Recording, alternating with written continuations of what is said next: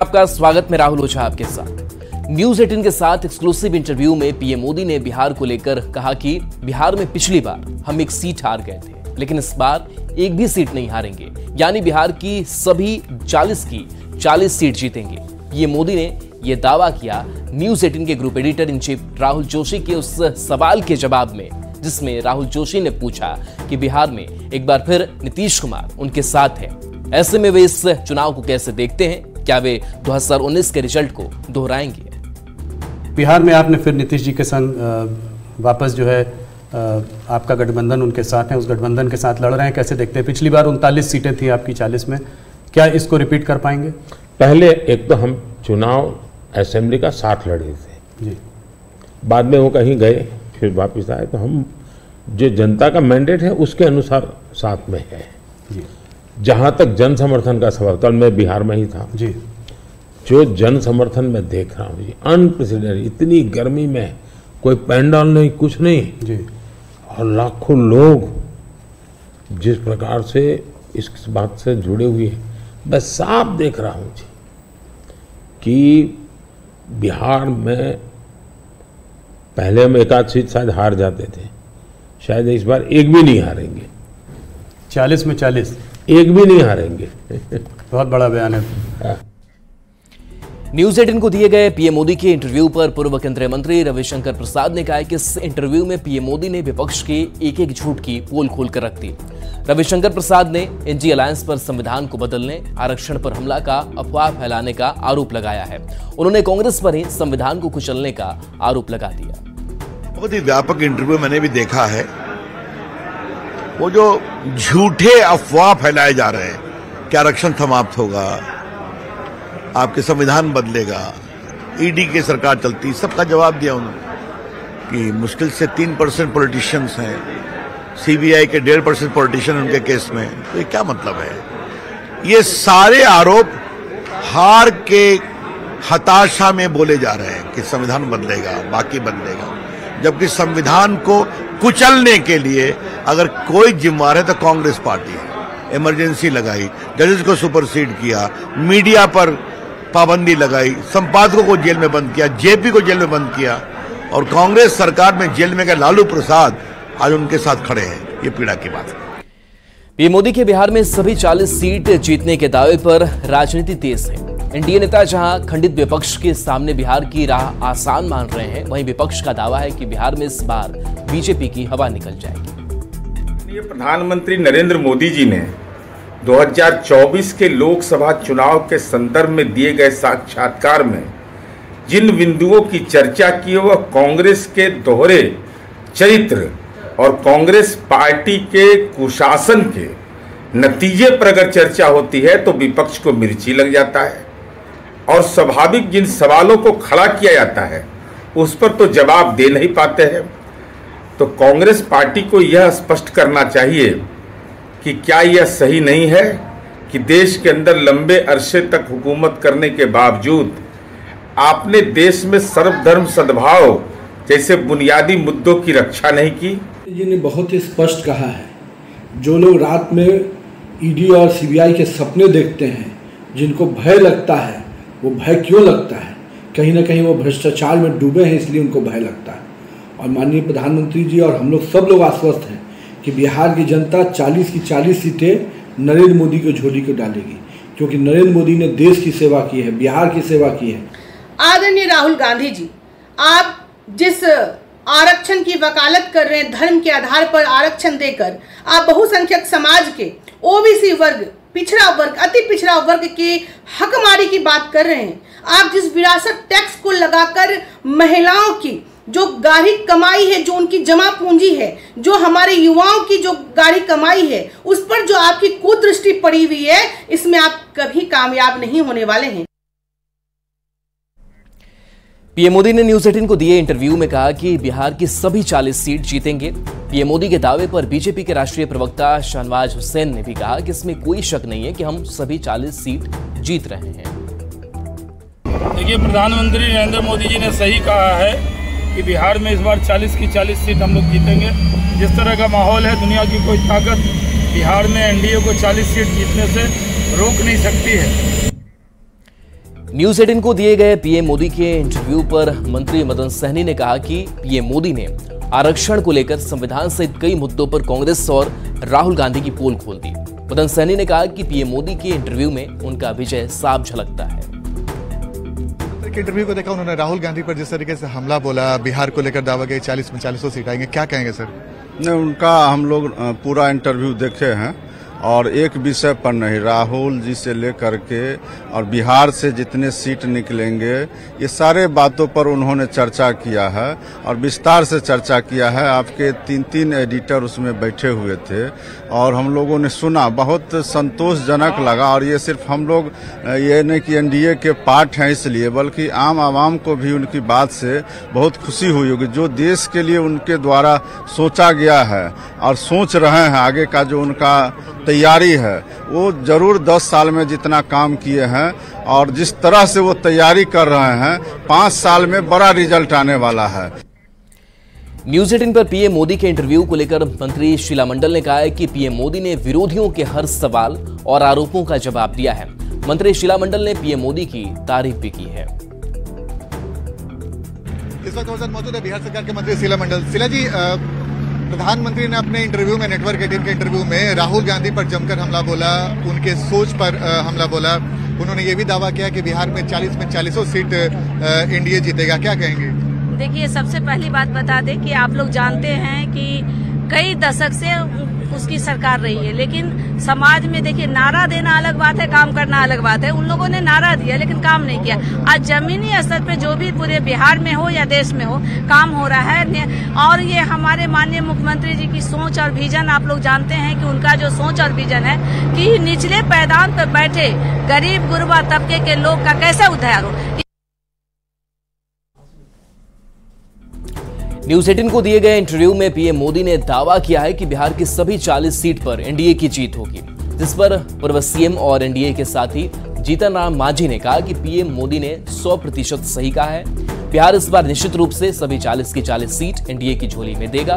मांझी ने India alliance में PM के चेहरे पर भी तंज कसा है, साथ ही कांग्रेस के घोषणा पत्र पर भी पलटवार किया। 1000% ठीक कहा है। निश्चित रूप में 40 का 40 सीट मिलेंगे। उसका 2 कारण है। सबसे पहला कारण है कि 19 में जो एनडीए का स्वरूप था, उसमें लोजपा, हिंदुस्तानी अवाम मोर्चा ये सब नहीं शामिल था और उसके बावजूद भी 39 सीट लिए।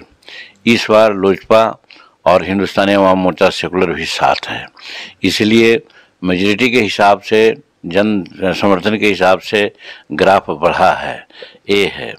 तो इसके चलते जो 1 सीट का कसर रह गया था वो पूरा हो जाएगा, यानी 40 हो जाएगा। और दूसरा कारण है कि 19 में हो, 14 में हो, अपोजिशन का एक स्वरूप था, उसमें लीडरशिप था और वो लड़ रहे थे ज्वाइंट होकर के।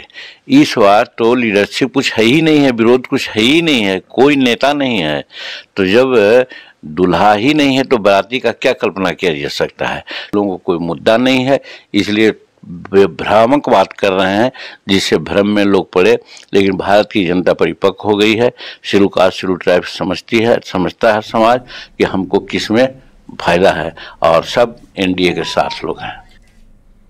पीएम मोदी के बिहार में सभी 40 सीट जीतने के दावे पर राजनीति तेज है। एनडीए नेता जहां खंडित विपक्ष की सामने बिहार की राह आसान मान रहे हैं, वहीं विपक्ष का दावा है कि बिहार में इस बार बीजेपी की हवा निकल जाएगी। देखिए, प्रधानमंत्री मोदी जी जनता की नब्ज समझते हैं और बिहार में वो जानते हैं कि बिहार की जनता ने मन बना लिया है कि इस बार बिहार 40 की 40 सीट एनडीए की झोली में देने जा रहा है। 1 सीट जो पिछली बार हम हारे थे, वो भी इस बार हम जीतेंगे, इससे क्योंकि जन समर्थन अपूर्व है।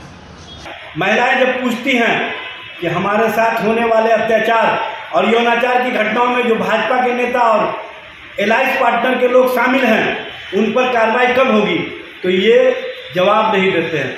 ये कहीं ना कहीं जो एजेंडा की राजनीति, ध्रुवीकरण की राजनीति कर रहे हैं, उसका पोल खुल चुका है। महंगाई, बेरोजगारी का आलम चरम सीमा पे है और ये देश की जनता जानती है। इनफैक्ट देश के प्रधानमंत्री भी और भाजपा के लोग जानते हैं कि इस बार उनकी जमीनी हकीकत, जमीन बहुत बुरा हाल है, जमीन खिसक चुकी है और सरकार में नहीं आ रहे हैं तो कुछ भी उल्टा सीधा बोल के बस बड़गला रहे हैं। न्यूज 18 के इंटरव्यू में माननीय प्रधानमंत्री जी ने बिल्कुल सही कहा है कि हम लोग बिहार में 40 का 40 सीट हर हाल में जीतने वाले हैं, इसलिए कि पिछली बार हम लोग 40 में 39 सीट जीते थे। इस बार माननीय प्रधानमंत्री जी के कामों के प्रयास से, माननीय मुख्यमंत्री जी के प्रयास से हम लोग बिहार में हर हाल में 40 सीट जीतने वाले हैं। और माननीय प्रधानमंत्री ने न्यूज 18 पर यह भी इंटरव्यू दिया कि जिस तरह से कांग्रेस आरोप लगाती है कि ईडी और सीबीआई इनका इलेक्शन लड़ते हैं, तो ये हम समझते हैं कि काफी दुखद है। हम तो ये भी कहना चाहते हैं कि उनके पास भी ईडी और सीबीआई था और ईडी और सीबीआई का वो काहे दुरुपयोग किए थे, उपयोग किए थे, ये तो काफी दुखद आरोप है। नेता प्रतिपक्ष तेजस्वी यादव ने अपने एक बयान में कहा है कि 2024 तक एनडीए के शासन का अंत हो गया है, जिस पर बिहार के दोनों डिप्टी सीएम ने पलटवार किया है। डिप्टी सीएम सम्राट चौधरी ने कहा कि लोकतंत्र में सभी को बोलने का अधिकार है। उन्होंने कहा कि पीएम मोदी देश के निर्माण में लगे हुए हैं और ये लोग लूटने में लगे हैं। डिप्टी सीएम विजय सिन्हा ने कहा कि तेजस्वी यादव की हवा निकल चुकी है, कोई अब उनकी बातों पर भरोसा नहीं करता है। ये लोग परिवारवादी जमींदारी व्यवस्था लगाना चाहते हैं।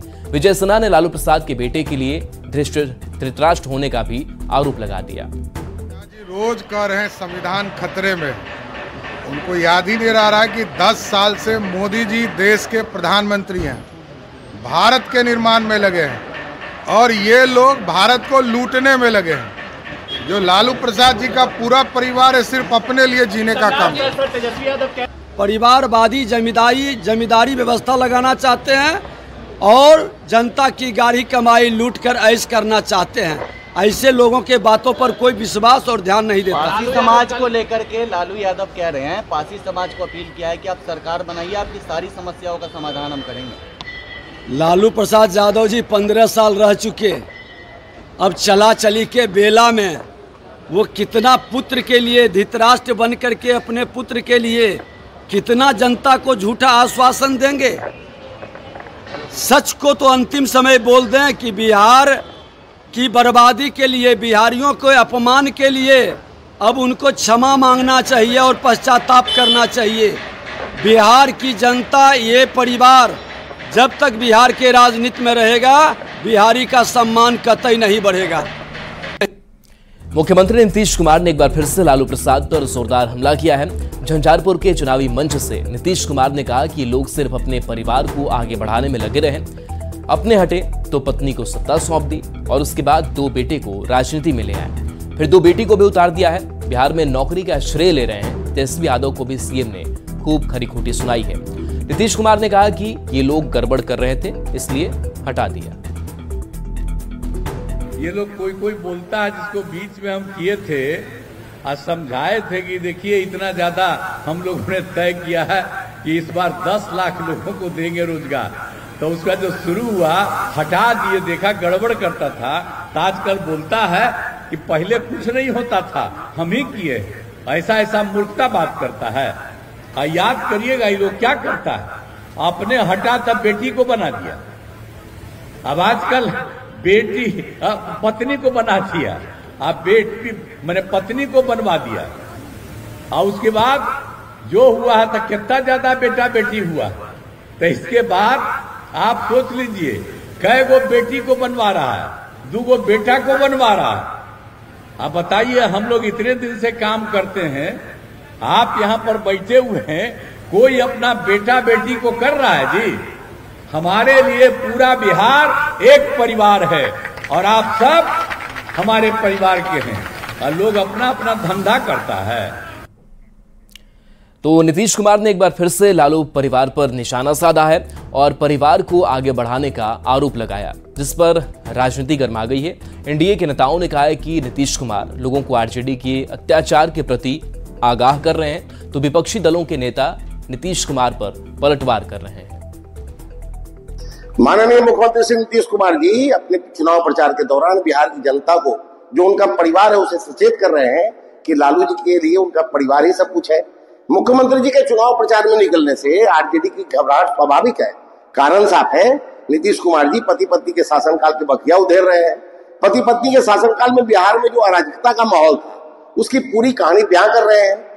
प्रदेश के मुखिया हमारे नीतीश कुमार जी को साफ पता है, इस बार उनको दिख रहा है कि बिहार की जनता उन पर विश्वास खो दी है, उन्हें जीत के कहीं आसार नहीं दिख रहे हैं। और जब आदमी हताश होता है तो बातों को मुद्दे से भटका के कभी परिवारवाद पे लाएगा, कभी जातिवाद पे लाएगा, कभी इधर की बात करेगा, कभी उधर की बात करेगा। तो ये सब बौखलाहट की बातें हैं। बिहार में सभी लोग चुन के आए हैं, अगर कोई चुन के नहीं आया हुआ है इलेक्टेड, तो आखिरी बार चुनाव माननीय नीतीश कुमार जी ने कब लड़ा था वो बता दे। हमारा बिहार हमारा परिवार, और बिहार के आम जनमानस के लिए काम किया है, चाहे वो किसी भी जाति धर्म के क्यों ना हो। हमेशा जमात की राजनीति की है, कभी जाति की राजनीति नहीं की है। और दूसरी तरफ राजद के लोग हैं जो परिवारवाद और वंशवाद के प्रतीक हैं। अभी सारण से एक तस्वीर सामने आई, रोहिणी आचार्य जी की नामांकन की सभा में अग्रिम पंक्ति पर एक ही परिवार के 6 लोग बैठे थे। राजद के वरिष्ठ नेता कहीं कोने में दिख रहे थे। आदरणीय नीतीश कुमार जी को आदरणीय लालू प्रसाद जी के परिवार पर बोलने का कोई नैतिक बल नहीं है। 2 बार उन्होंने राष्ट्रीय जनता दल के साथ सरकार बनाई। 2-3 महीने पहले तक श्री तेजस्वी यादव जी को आगे बढ़ा रहे थे और उनके तारीफों में कसीदे पढ़ रहे थे। अब बीजेपी के गोद में जा बैठे हैं तो उनकी भाषा बोल रहे हैं, लेकिन जनता सब समझ रही है। गोपालगंज से पूर्व सांसद काली प्रसाद पांडे के बेटे पंकज पांडे प्रशांत किशोर की मुहिम जनसुराज से जुड़े। पंकज पांडे लंबे समय तक पत्रकारिता कर चुके हैं। काली प्रसाद पांडे के बारे में आपको बता दें कि वो 1984 में कांग्रेस पार्टी से सांसद चुने गए थे।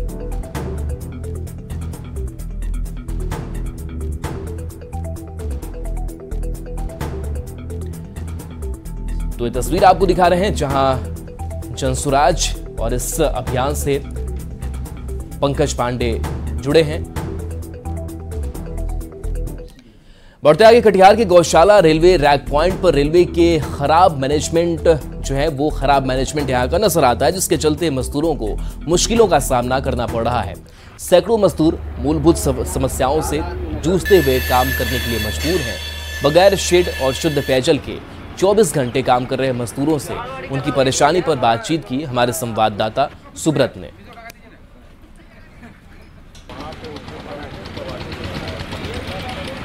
ये कटिहार के गौशाला रेलवे रैक पॉइंट है और आप देख सकते हैं मेरे पीछे लंबे जाम लगा है, जिससे जो यहाँ के व्यापारी है, मजदूर है, सभी लोग परेशान हैं। लोग जो मजदूर कहते हैं कि लगभग 24 घंटा से अधिक समय से जाम की स्थिति है, इस कारण ड्राइवर भी परेशान है। और सबसे बड़ी बात है, इतनी तेज धूप में इसमें यहाँ तो ना तो कोई शेड की व्यवस्था है और ना ही शुद्ध पेयजल और शौचालय की व्यवस्था है। इस कारण लोग परेशान हैं। जो मैनेजर है उनसे एक बार हम लोग बात कर लेते हैं। जो यहाँ मजदूरों का क्या परेशानी है, क्या क्या क्या दिक्कत है? यहाँ पे दिक्कत तो बहुत सारा है।